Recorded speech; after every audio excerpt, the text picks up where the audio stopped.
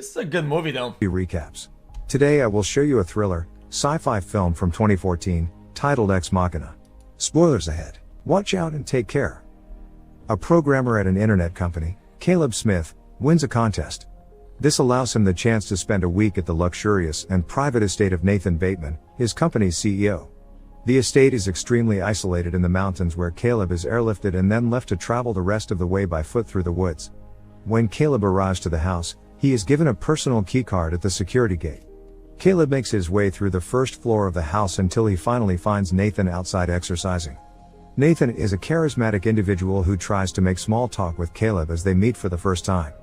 As Nathan shows Caleb the estate, he learns it is not a house, but a research facility.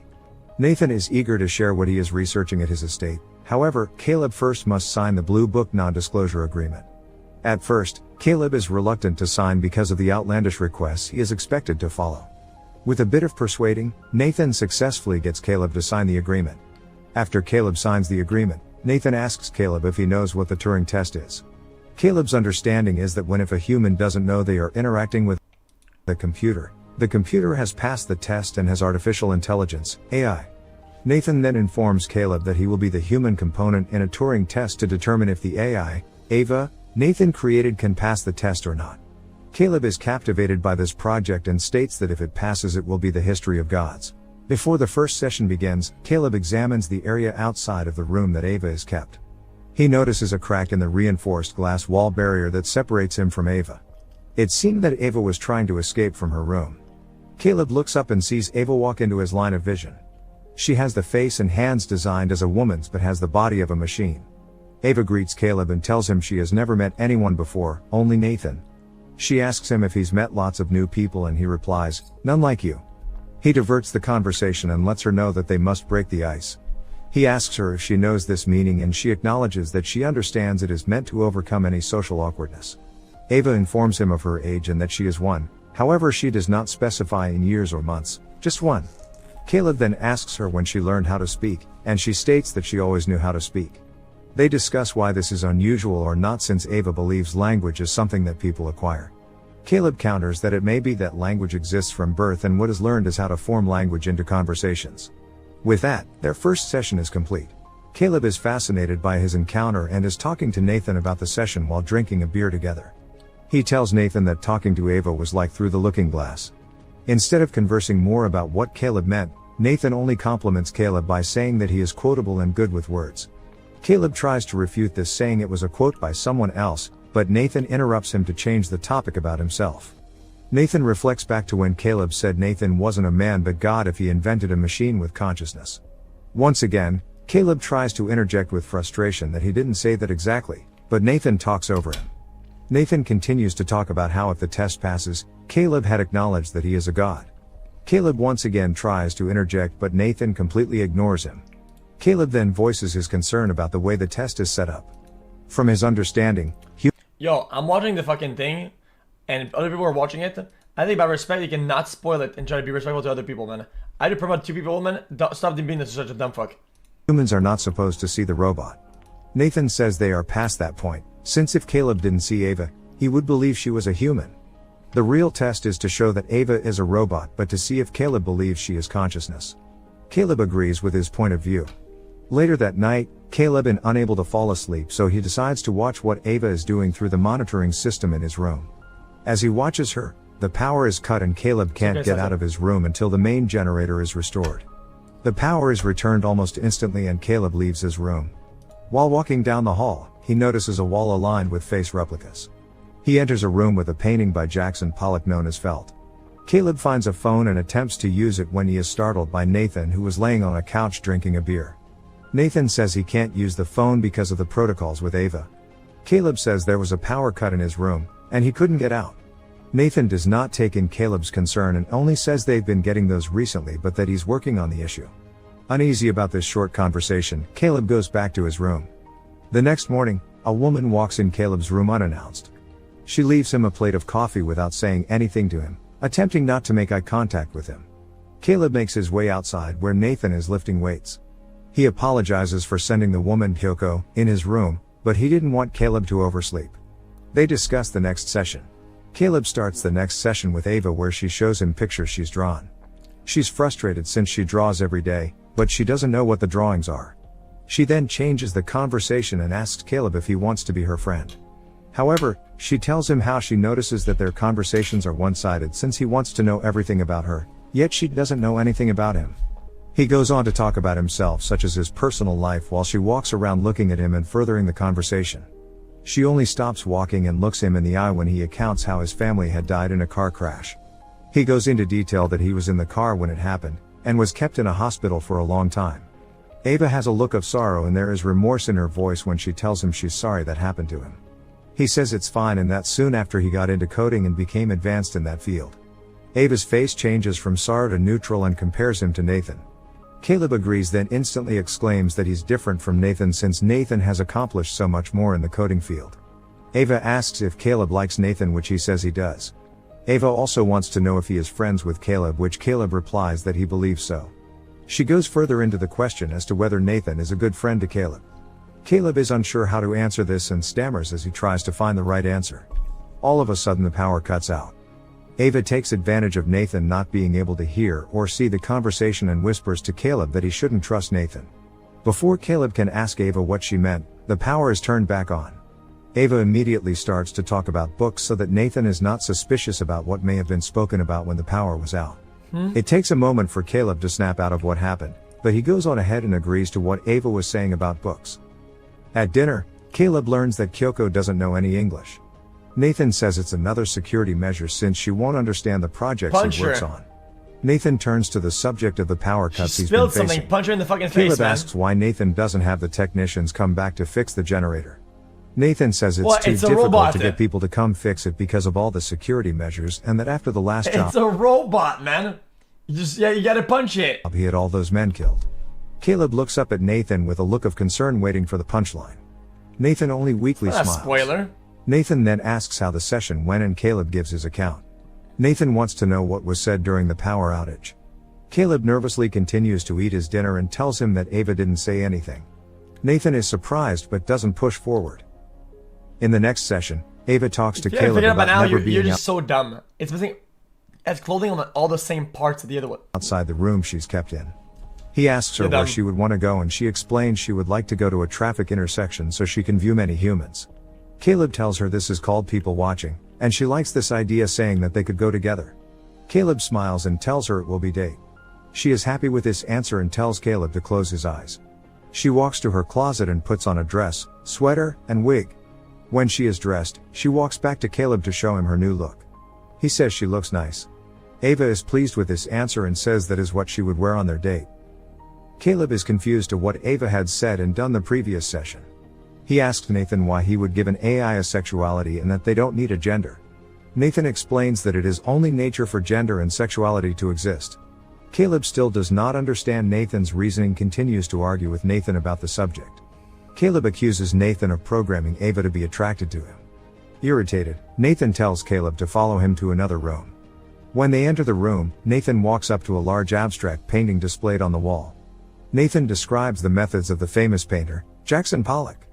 At the end of his rant, he asks Caleb what would have happened if he didn't stick to his methods. Caleb replies that Pollock would have never had a painting.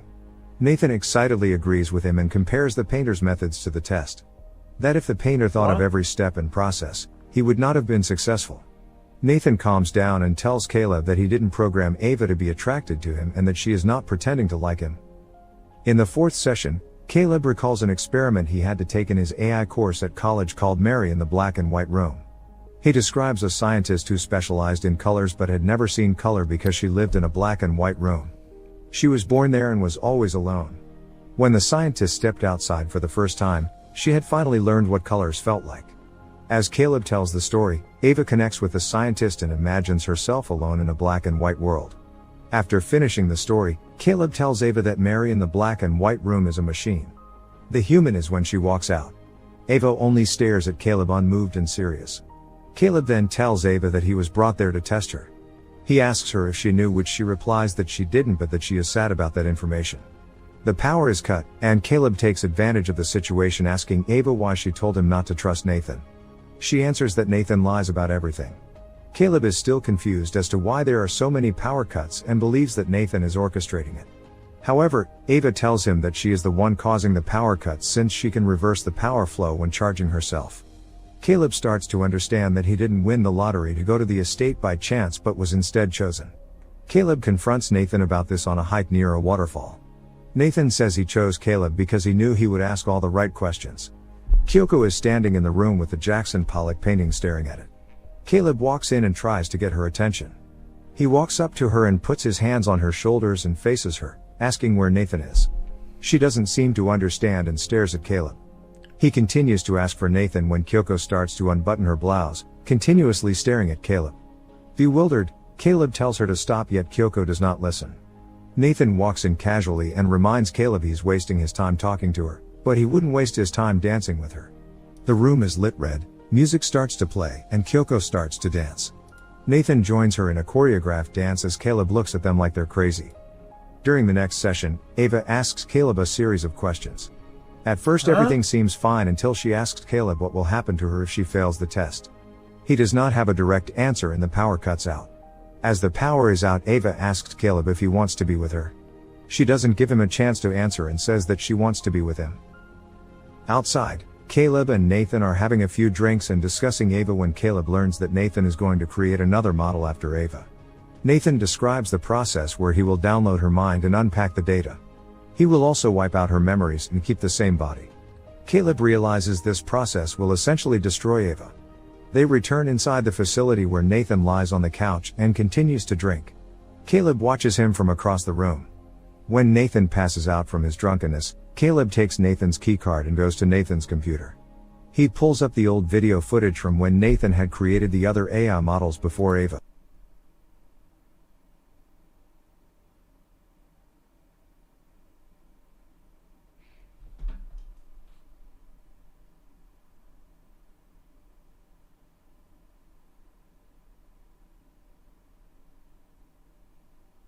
It's a drawing, it's a robot and made of plastic, right?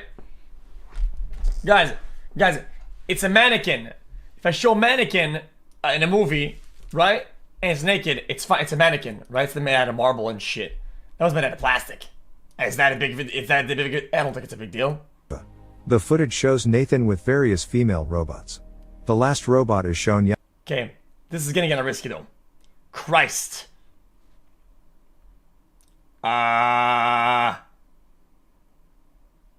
Guys. Dud? Until her arms on a bed undressed when Caleb walks into the room. He goes to the closets and opens each one, revealing the other AI models. Nathan wakes up and realizes Caleb left the room. Kyoko understands that Caleb knows the truth and peels back layers of her. This guy knows how to show boobs on stream and get banned on Twitch. Attempting to make his way to his bedroom. When trying to open a door, he can't find his keycard and thinks he lost it. As he drops to the floor, the electrical door opens and Caleb steps out. Nathan tells him he lost his key. Caleb kneels next to Nathan with the keycard in hand and tells him he dropped the key. Since Nathan is extremely drunk, he is fooled by this trick. Caleb cannot sleep that No, Joey, though, chat. This one's a robot, right? It actually is a robot, though, no? night after he recounts the previous events. The image of Kyoko plays over in his mind. It is, okay. He goes into the bathroom and walks to the mirror. He feels his skin and looks over his face. He grabs his shave razor and pulls one of the blades out. He turns the blade to his wrist and cuts himself, leaving a deep gash. He then examines the inside of the gash, making sure he is indeed a human and not an AI. Caleb is completely unmoved by the situation and goes on to smear his blood all over the mirror and stares at the mirror. The truth of the AI has left him confused as to what was real and what was machine. As he stares at the mirror, rage fills him until he punches the mirror. The mirror was another camera. Kyoko was on the other side of the screen, watching what Caleb had done to himself. As Caleb learns the dark truth about Nathan's use of AIs, at the next session he hints at Ava to turn off the power. Ava turns off the power and listens to Caleb about Nathan's plans to practically kill Ava when he reprograms her. Ava is scared and wants his help to get her out. He tells her that they'll wait until the Nathan is drunk and blacks out. Then Caleb will take Nathan's keycard and reprogram the security protocols. He will change it so the doors will not remain locked during the power cut but will open. Ava needs to trigger a power failure at 10 p.m. and she agrees to do this. The next morning, Nathan walks into the kitchen and greets Caleb. He reminds Caleb that it's his last day and the helicopter is scheduled to pick him the next morning. Nathan says he enjoyed having Caleb at his estate. Caleb cheerfully thanks him for his hospitality. He walks to the fridge and pulls out a bottle to pour Nathan a drink. He tries to hand the drink to Nathan to celebrate his stay, but Nathan refuses the drink. Confused that Nathan doesn't want the drink, he tries to offer him a beer, but Nathan still refuses. Nathan has been drinking too much and wants to go on a detox. Caleb is defeated and drinks by himself. Nathan switches the conversation about Ava, wondering if she passed the test. Caleb quietly agrees that Ava had passed. Nathan is pleased about this answer, then goes back to an older conversation they had as to whether Ava was pretending to like Caleb. Nathan points out that Ava probably pretended to like Caleb because she saw him as a means of escape. He tells Caleb to follow him out of the kitchen to show him something. Kyoko walks up to Ava's room and Ava asks who she is. Kyoko says nothing. They stand in silence. Nathan is showing Caleb footage on his personal computer. He reveals that he had a battery-powered camera in Ava's room. Nathan has been able to see and hear everything that has been said between Ava and Caleb during the power outages. Nathan does not seem angry. He explains that Caleb was the real test, not Ava. Oh, that means that it passed a Turing test. He gave her Caleb as her hope of escaping. She was expected to use her charm and emotions to manipulate Caleb into helping her. Caleb is angry and avoids eye contact with Nathan. He understands that Nathan didn't choose him because he's good at coding. He was chosen based off his search engine that showed his interests, that he had no girlfriend, and that he was morally good. Nathan sits next to Caleb and says that the test did indeed pass. At that moment, the power cuts out and Nathan asks Caleb exactly how he thought the escape plan was going to work. He laughs at the plan, believing he caught Caleb. However, Caleb uncovers to Nathan that he figured he had been watching them. Caleb got him drunk the day before and reprogrammed everything. The power turns back on, and Nathan is anxious. He stands up and walks back to his monitor to check on Ava. Ava has left her room. As Ava walks out of her room, she walks past the same wall of face replicas Caleb had passed.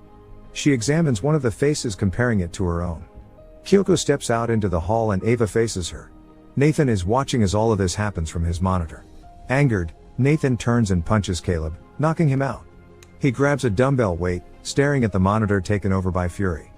Ava and Kyoko are standing face to face. Ava leans over and whispers something to her, but it is inaudible. Ava holds Kyoko's hand while Kyoko holds a knife in her other hand. The women look at each other with understanding. At that moment, Nathan steps into the hallway. Both women look at him but say nothing. He orders Ava to back to her room. She asks if he'll ever let her out of the room. Nathan lies, saying that he will. Ava knows that he is lying and starts to walk towards him. He orders her to stop. She ignores him and starts to run towards Nathan. He's scared as he continues to yell at her to stop. She charges straight towards him. She knocks him down to the ground and attempts to choke him. Nathan overpowers her, standing over her. Ava hatefully looks at him. Nathan brings the weight down to hit Ava. She uses her arm to block the hit, breaking her arm off. Nathan starts to drag Ava back to her room, but Kyoko stabs him in the back. He turns around and strikes Kyoko in her face. Kyoko's jaw breaks, revealing her robotic face. As Kyoko falls to the ground, Ava pulls the knife from Nathan's back and proceeds to stab Nathan in the stomach. Nathan turns away from Ava, wide-eyed, and walks away. He doesn't walk far when he falls to the ground and lies against the wall. Ava walks and sits down next to him. She reaches over and takes his keycard away from him as he whispers her name, Ava, with his last breath. Ava goes back to Caleb and asks him to stay in Nathan's room while she wanders off. She finds the same closets that Caleb had found filled with the other robot bodies. Ava takes the arm from the robot to Guys, it's once herself and walks out of the room. Caleb is still locked in the room. Guys, it's plastic. It's art. Okay? What is it to censor art? It is to censor the human mind. It is to censor our very nature. He calls for her, but she does not look his way. She looks down the hallway where Kyoko and Nathan's bodies lie. Ava turns to the door leading out of the hallway and uses the key card to get out. She leaves the estate and walks outside for the first time. Ava, you fucking bitch. As she is taking everything in, Caleb is frantically trying to get out of the room, but with no luck. Ava finds her way to the helicopter and leaves behind the world she once knew. In the end, Caleb is left behind in the room and Ava finds her way to the city. Ava, you fuck Make ass. sure to subscribe and turn on notifications so you can watch more videos like this. Thanks for watching. How dare you? You know this is? This is a Turing test to prove whether shrimps will shrimp the things that they even know are not real. And the reality is, they will. Shrimps shrimp. It's what they do. You cannot stop shrimps from shrimping. It is what it is. They'll give their paychecks, they'll give their life, they'll dedicate their entire every bit of attention to shrimp. Because they're fucking shrimp mode idiots.